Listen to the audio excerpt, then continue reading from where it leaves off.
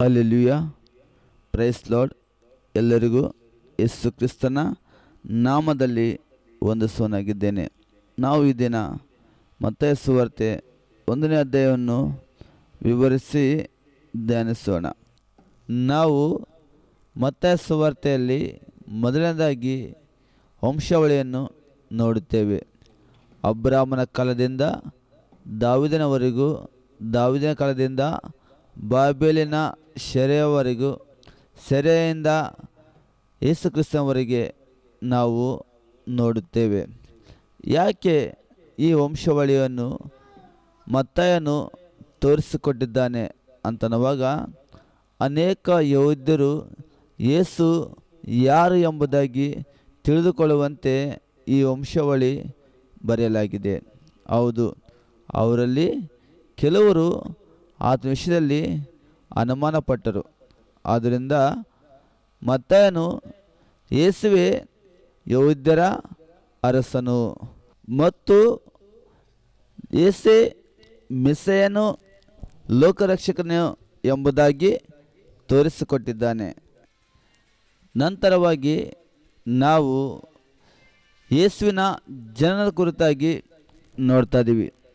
ಮತ್ತಾಯನು ಕನ್ಯಾ ಮರಿಯಳ ಗರ್ಭದಲ್ಲಿ ಯೇಸು ಜನಿಸಿದ್ದನೆಂಬುದಾಗಿ ಆತನು ತಿಳಿಯಪಡಿಸುತ್ತಾನೆ. ಹೌದು, ದಾವೀದನ ವಂಶದವನಾದಂಥ ಯೋಸೇಫನಿಗೆ ಮರಿಯಳು ನಿಶ್ಚಿತಾರ್ಥವಾಗಿತ್ತು.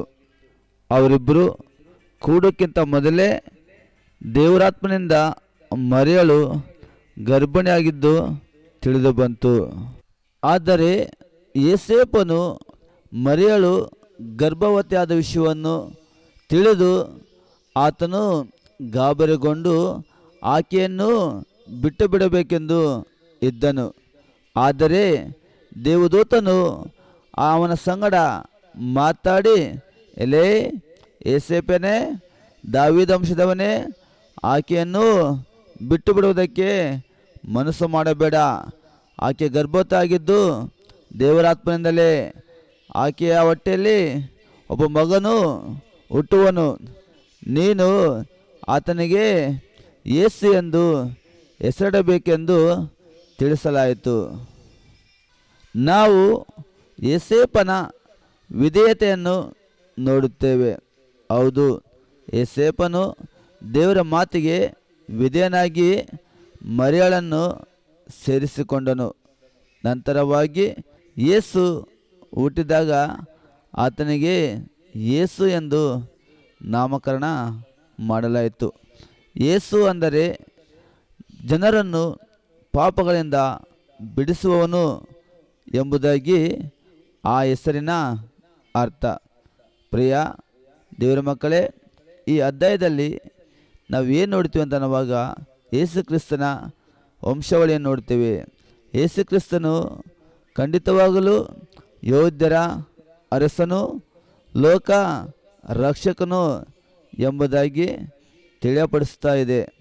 ಮತ್ತು ಯೇಸು ಎಲ್ಲ ಮಾನವರನ್ನು ರಕ್ಷಿಸುವುದಕ್ಕಾಗಿ ಕನ್ಯಾ ಮರಿಯಳ ಗರ್ಭದಲ್ಲಿ ಜನಿಸಿದ್ದಾನೆಂಬುದಾಗಿ ತಿಳಿಸಲಾಗಿದೆ.